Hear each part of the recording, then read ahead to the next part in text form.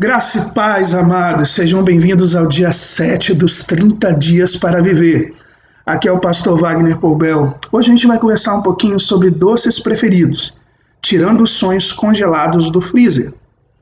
Henry David Thoreau nos diz: nossa vida mais real acontece quando vivemos nossos sonhos acordados. Herman Bombeck escreveu: existem pessoas que colocam seus sonhos numa pequena caixa e dizem: sim, eu tenho sonhos. É claro que eu tenho sonhos. Então, eles guardam essa caixa bem escondida e a pegam de vez em quando, mas só para ver se os sonhos ainda estão lá. Os sonhos podem ser tão gostosos quanto o doce preferido da sua infância. Lembra-se dele? Eles variam de pessoa para pessoa, mas como gostávamos deles quando a gente era criança. A realização de nossos sonhos pode ser como correr atrás dos carrinhos de sorvete ou do vendedor ambulante, comprar o doce e desfrutar aquela sensação que nos dava tanto prazer. Um sonho é algo que nos chama. Qualquer coisa que pareça impossível ou maluca, mas algo mais doce e agradável que qualquer outra coisa que possamos imaginar. Para a maioria das pessoas, porém, a realização de sonhos raras vezes acontece tranquilamente. É como se o sorvete tivesse derretido rápido demais, caído do palito e se espatifado na calçada. Talvez seja mais correto dizer que não perdemos nossos sonhos, mas que eles simplesmente ficam enterrados no fundo do freezer, onde se tornam quebradiços, queimados pelo gelo e cobertos de cristais que inibem o seu sabor. Não leva muito tempo até que as nevascas da vida congelem os sonhos. O cotidiano tem um jeito próprio de desgastar os sonhos da juventude e desvanecer a esperança de vê-los realizados. Ganhamos queimaduras de gelo pelo frio amargo da decepção, do atraso e do adiamento.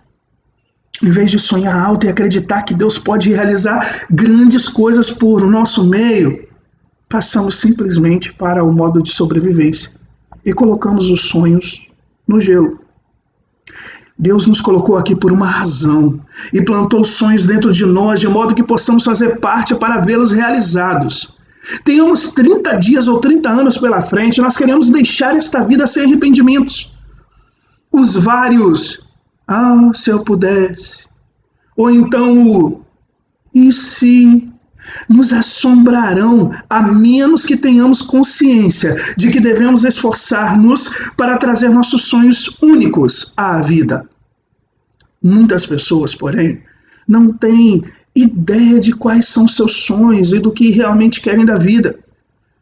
Você não se sente assim às vezes? Quem sabe quando se sente deprimido com o trabalho e pensa se não acabou desviando completamente de seu chamado? Ou talvez quando um relacionamento se rompe, as circunstâncias o levam a questionar se você está no lugar certo. Quem sabe quando você está simplesmente entediado, executando mais uma tarefa corriqueira. Durante esses momentos, nossa tendência é esquecer quais são nossos verdadeiros desejos e sonhos, porque eles estão enterrados sob uma avalanche de dor. Creio que Deus quer descongelar aqueles sonhos que Ele mesmo colocou em seu coração. Ele quer livrá-lo de uma existência comum e trazer seus sonhos de volta à vida. O salmista disse: provem e vejam como o Senhor é bom. Salmo 34:8. Descobri que não há nada mais gostoso e agradável do que descobrir e seguir o sonho que Deus plantou em seu coração. Pegue seu bloco de anotação porque vale a pena você refletir. Neste momento, qual é a sua conexão com seus sonhos? Sua vida diária reflete uma busca ativa pelos seus sonhos? O que o impede de fazer essa busca? Vamos continuar?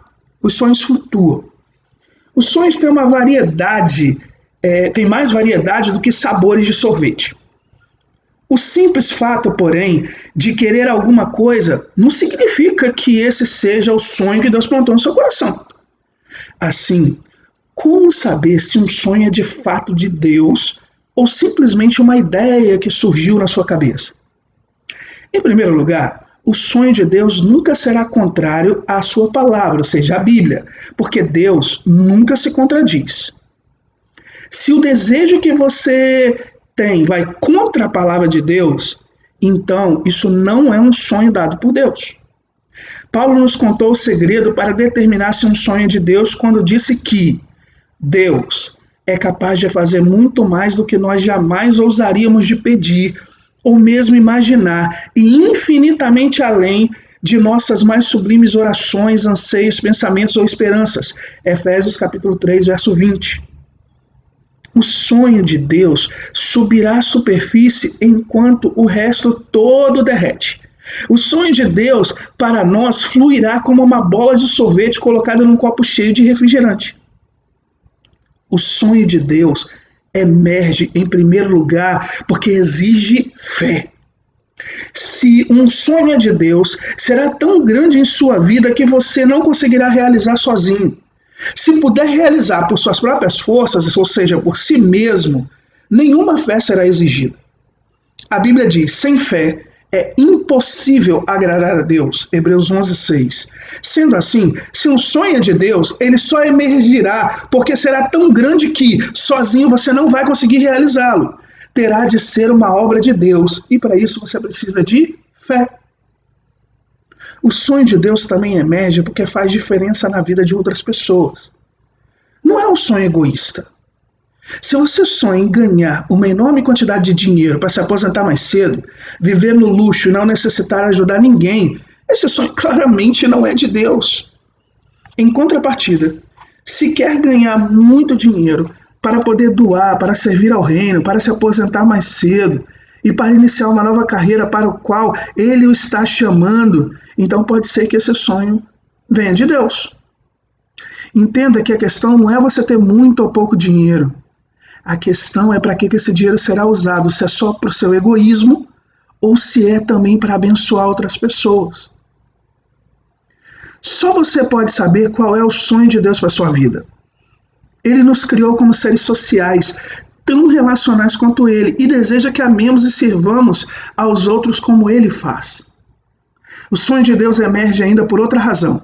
Ele vem do cerne do que você é, ele vem do seu coração. Sempre que lhe dá um sonho, Deus o coloca no fundo do seu coração. Na maioria das vezes, a palavra usada no Novo Testamento para coração é cardia, um termo grego que significa literalmente o verdadeiro você. As Escrituras usam a palavra coração em referência à sua motivação interna, seu amor e suas paixões. Assim, quando lhe dá um sonho, Deus coloca em seu coração. Quando Deus lhe consegue paixão por alguma coisa, o desejo dele é que você busque essa paixão por estar incorporada ao seu próprio ser. Não porque ele está tentando sequestrar sua vida. Ele não lhe dá uma paixão por um sonho e depois o chama para cumprir um plano de vida completamente diferente. Isso não é do caráter de Deus. Nem é uma boa administração de recursos. E ele nunca desperdiça os recursos que ele mesmo criou. Pega de novo seu caderno de anotações e reflita sobre isso. Como você faz distinção entre seus próprios sonhos egoístas e os sonhos concedidos por Deus, plantados em sua vida? Como Deus revelou e realçou o sonho dele para a sua vida? Você já sabe? Qual foi sua resposta comum no passado? Em que aspectos sua vida seria diferente se você tivesse apenas um mês para viver? Reflita sobre isso. E vamos continuar? Estrada de terra. Existe em contrapartida outra pessoa cujo único propósito é pregar-lhes peças e enganá-lo. Esse inimigo tem medo de seu coração, porque sabe o que Deus pode fazer por intermédio das pessoas comuns como você para gerar uma enorme diferença no mundo. Satanás sabe que os sonhos começam no coração e por isso ele quer ferir o seu coração. Ele quer tirar o seu coração de ação e com um frio capaz de atingir a alma, congelar o sonho que Deus lhe deu. Ele o bombardeia constantemente com mensagens que dizem que você não é capaz, que nunca fará algo de importância. Ele quer que nossos fracassos na vida nos incapacitem e nos desviem de buscar o sonho de Deus. Não é difícil entender por que a vida é tão difícil. A Bíblia diz que Deus tem um plano para a nossa vida, grande e sofisticado. Mas Satanás também tem um plano para nós. A maneira mais clara de expressar esse contraste entre os dois propósitos é apresentada numa passagem da Bíblia que diz: o ladrão vem apenas para roubar, matar e destruir. Eu, Jesus, vim para que tenham vida e a tenham plenamente. João capítulo 10, verso 10. O propósito de Deus é dar-lhe um sonho, é dar-lhe vida. O propósito de Satanás é te roubar a vida, te roubar esse sonho. E você deve estar ciente do quanto ele é decidido. Se não conseguir impedir que corramos atrás do sonho de Deus para a nossa vida, ele vai mudar de tática e tentar fazer com que duvidemos dos nossos sonhos. Um de seus maiores aliados é a nossa própria impaciência. Aliada ao medo, à preocupação, à ansiedade, à crítica e à frustração que em geral a acompanham. Podemos perseguir o sonho e nos envolver ativamente em sua realização. Podemos fazer a nossa parte e ficar pensando por que Deus não responde de imediato. Mas Deus não é como aquelas máquinas automáticas de refrigerante. E seu cronograma, em geral, é diferente das nossas expectativas. Se os exemplos das Escrituras e nossas próprias experiências servirem de parâmetro, então haverá um período de espera antes que os sonhos se materializem. Passaremos por um desvio, uma rota alternativa no caminho, que afinal nos fará ver nossos sonhos se tornando realidade. Nesse período de espera, começamos a fazer perguntas como: quando isso vai acontecer? Será que isso vai acontecer? Senhor, quando e com quem eu vou me casar? Deus, será que eu vou conseguir superar essa dor? Quando, ó Pai, eu vou resolver esse problema? Senhor, quando vamos conseguir ter nosso filho? Quando, Senhor? Se você está na sala de espera da vida neste momento, saiba que você não está sozinho. Deus disse a Abraão que ele seria pai de uma grande nação. Abraão tinha cerca de 75 anos quando Deus fez a promessa.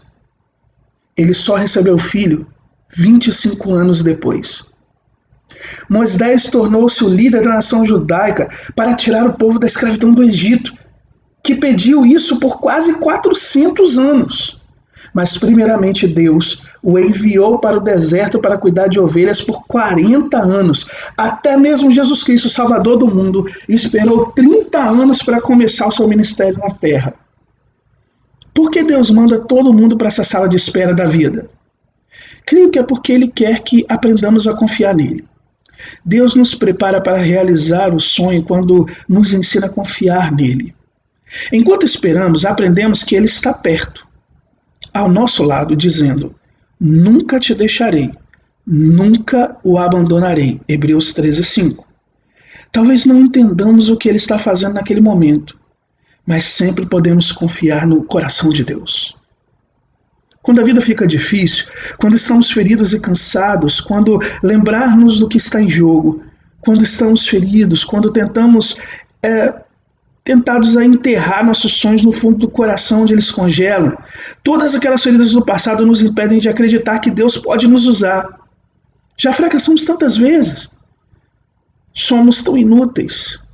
Estamos muito fracos e cansados.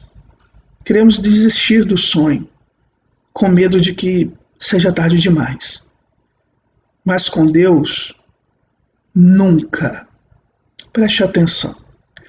Com Deus, nunca é tarde demais. A incrível ironia é que Deus se alegra em curar as nossas feridas e transformá-las em fontes de força para realizar os sonhos que Ele tem para nós. Deus pode usar a própria experiência dolorosa que você gostaria de esquecer para poder fazer diferença na vida, inclusive de outras pessoas. A Bíblia nos conta que os irmãos de José o venderam como escravo. Era o inimigo roubando o sonho de José. Deus usou as circunstâncias para elevar José ao poder no Egito durante o período de fome. Era Deus realizando o sonho independente das circunstâncias. Então lembre-se sempre de que, independente do que estiver passando, nenhum problema pode destruir o sonho, o propósito de Deus para a sua vida. Não desista. Permaneça firme, persevere e você alcançará. Para a sua vida toda. Em primeiro lugar, pegue sua caixa de sonhos. O que tem dentro dela? Quais são os seus sonhos congelados? Em outras palavras, o que você tentaria fazer para Deus se tivesse certeza de que não iria fracassar? Número 2. Faça a descrição por escrito de um sonho que você tem e acredita ser realmente de Deus. Como ele, entre aspas, flutuou até emergir em sua vida? Em que aspectos ele exige fé da sua parte para que seja realizado? De que maneira isso pode servir para outras pessoas? Número 3. Passe um tempo em oração pedindo a Deus que revele algo que você possa fazer hoje para tornar mais eficaz sua busca do sonho dele para a sua vida.